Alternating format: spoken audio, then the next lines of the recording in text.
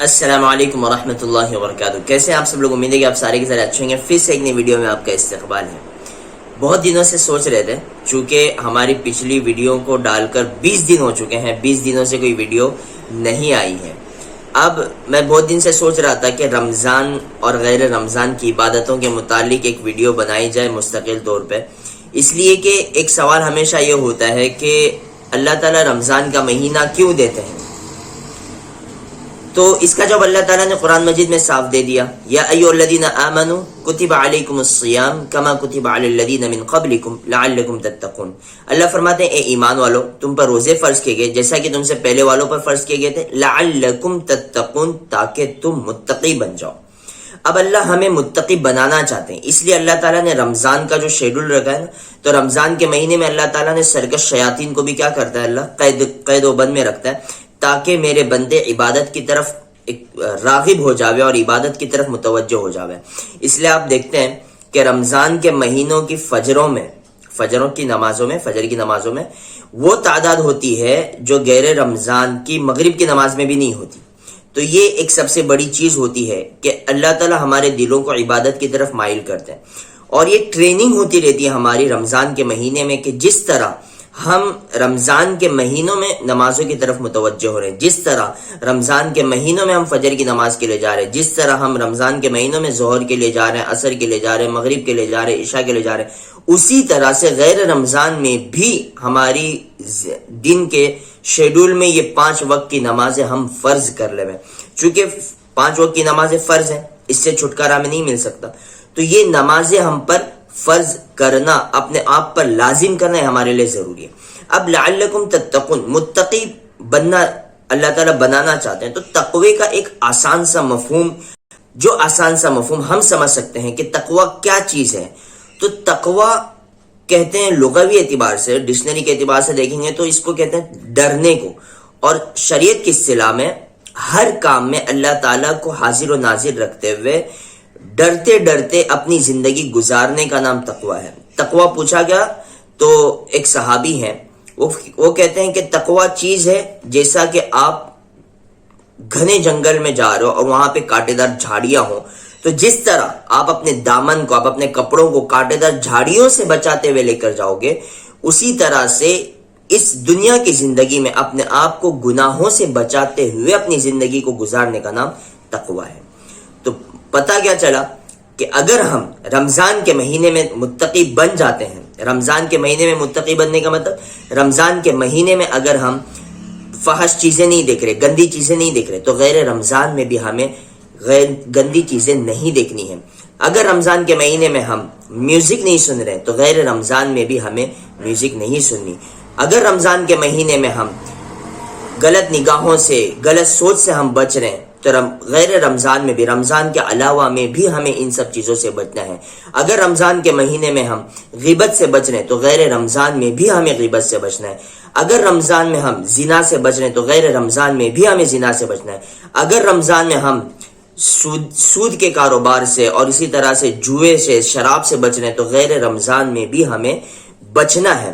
ہم صرف رمضان کے مسلمان نہیں ہیں. اللہ تعالیٰ نے ہمیں ٹیگ نہیں دیا کہ بابا رمضان آ گیا اب تم مسلمان بن جاؤ، رمضان چلا گیا تو اب تم مسلمان نہیں ہو، تم آزاد ہو. نہیں، بلکہ اللہ تعالیٰ رمضان لاتے ہیں اسی لیے تاکہ ہم پورا سال 11 مہینے یہ اللہ کی چاہت کے مطابق ہم زندگی گزاریں. تو اس کے لیے اب چونکہ رمضان چلا گیا، رمضان جانے کے بعد تقریباً نہیں تو بھی 20 دن ہو چکے ہوں گے. آج شوال کی غالباً 21 یا 22 تاریخ ہوگی، تو شوال کی 21-22 مطلب 20-21 دن ہو چکے ہیں. تو اب ہم موازنہ کریں اپنے آپ کا کہ بابا رمضان کے مہینے میں مجھ سے کتنی عبادتیں ہو رہی تھی، رمضان کے مہینے میں مجھ سے کتنی نمازیں پڑھی جا رہی تھی، رمضان کے مہینے میں مجھ سے کتنے پارے پڑھے جا رہے تھے، رمضان کے مہینے میں مجھ سے کتنی تسبیحات، اذکار، وظائف پڑھے جا رہے تھے جو اب مجھ سے نہیں ہو رہے. کتنی نمازیں ہیں جن میں مجھ سے کوتاہی ہو رہی ہے، کتنے پارے ہیں، کتنا وقت ہے جو میں قرآن کو دے پا رہا ہوں، کتنا وقت ہے جو میں تسبیحات کو دے پا رہا ہوں، کتنا وقت ہے جو میں فحش گندی چیزوں کو دیکھنے میں لگا رہا ہوں، کتنا وقت ہے جو میں میوزک سننے میں لگا رہا ہوں، کتنا وقت ہے جو میں بلا وجہ کی اور بغیر کسی فائدے کی چیزوں میں اپنا وقت لگا رہا ہوں.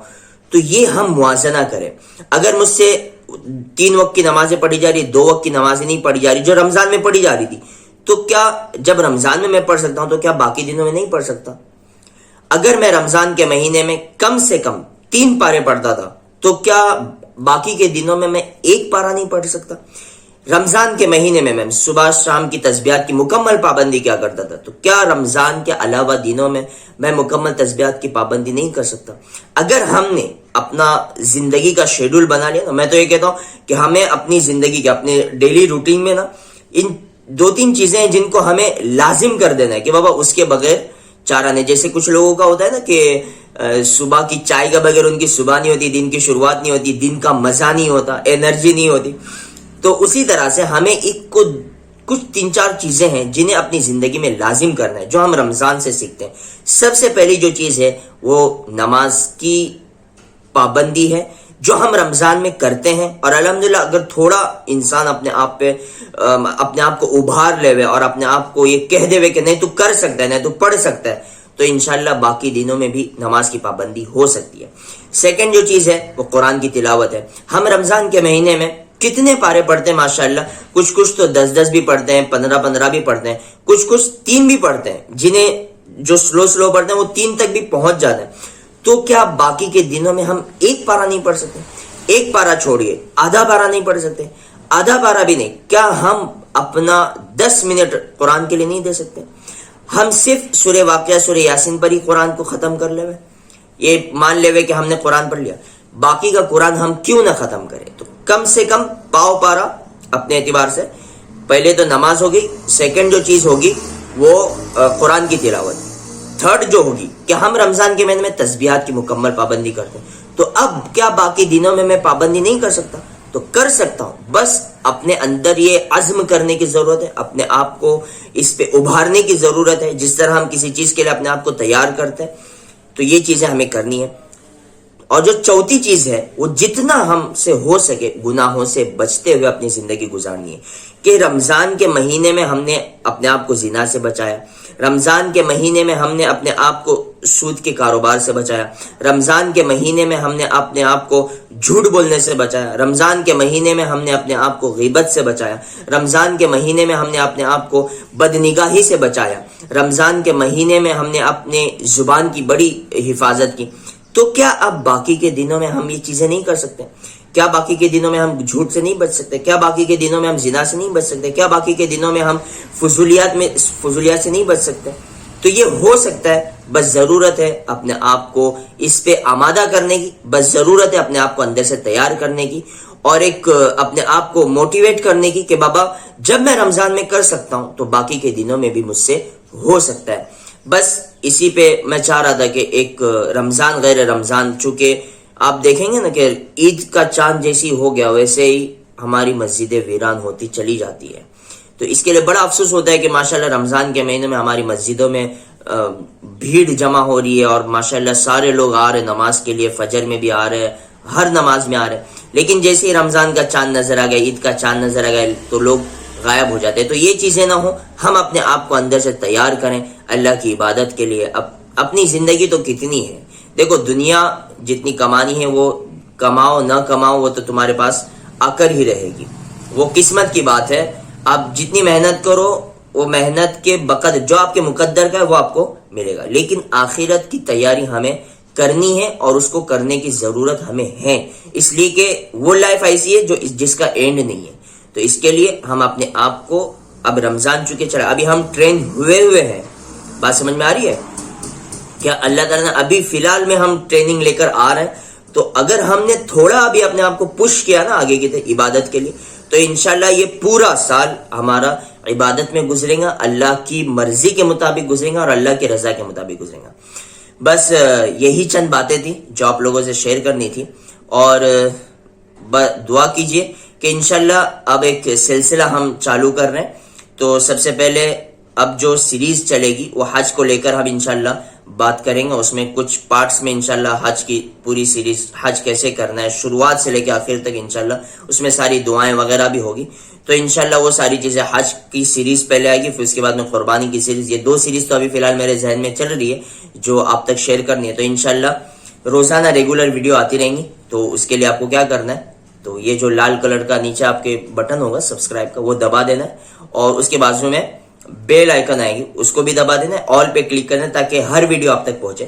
اور اس کے بعد میں وہاں بازو میں ہی ایک شیئر کا آپشن ہوگا, تو ایسی چیزیں اپنے دوست احباب تک بھی شیئر کرنی ہے. اگر آپ کو اچھی لگتی ہے تو اسی کے بازو میں ڈس لائک کے بازو میں لائک کا بٹن ہوگا, تو اس کو بھی دبا دینا ہے تاکہ پھر ہمیں بھی پتا چلے. اور اگر آپ کے ذہن میں کچھ سوالات ہو تو آپ جو وہاں پہ اسی کے نیچے کمنٹ باکس ہوتا ہے تو وہاں پہ آپ پوچھ سکتے ہیں ہم سے, یا پھر آپ جس موضوع پہ ویڈیو چاہتے ہیں وہ بھی آپ ہم سے پوچھ سکتے ہیں.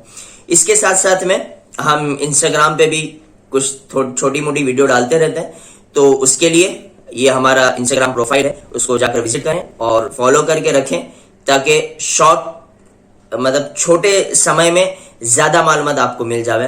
بس آخر میں دعا کرتے ہیں اللہ ہم سب کو رمضان جیسا مسلمان بناوے اور باقی کے دنوں میں بھی ہمیں رمضان جیسی عبادت کی توفیق نصیب فرماوے. اسی پہ ویڈیو ختم کرتے ہیں. آپ اپنا خیال رکھیں, اپنے گھر والوں کا بھی خیال رکھیں اور ہمیں بھی دعا میں یاد رکھیں. اللہ حافظ, ملتے ہیں انشاءاللہ کل. السلام علیکم ورحمۃ اللہ وبرکاتہ.